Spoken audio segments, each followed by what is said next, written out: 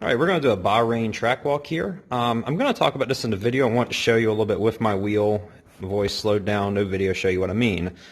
So I'm going to pretend we just came out of turn one, and that's, for instance, I'm going to say that as you go over the curb, you need to be throttle neutral and straighten up the wheel a little bit.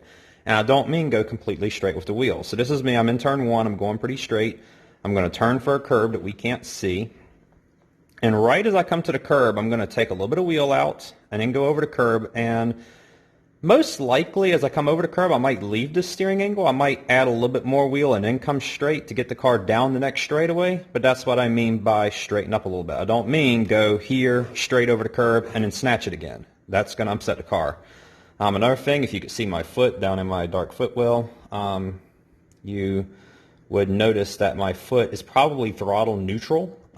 Just maintaining speed like you're driving down a highway, all right? No, don't add gas, don't take gas away, just maintain your speed over the curbs, all right? Now, let's get to the track walk.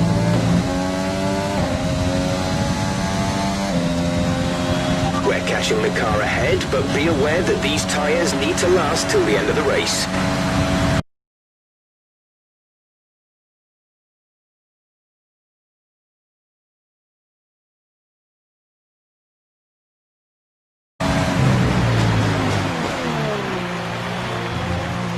There's a gap of 3 seconds between you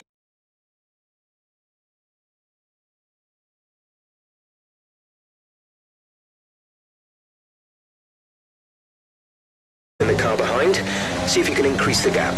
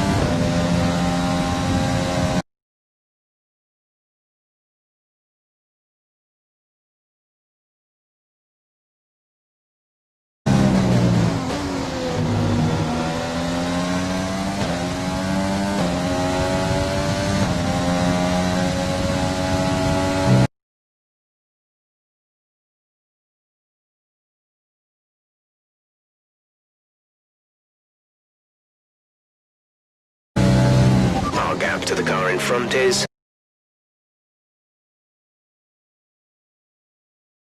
1.5 seconds.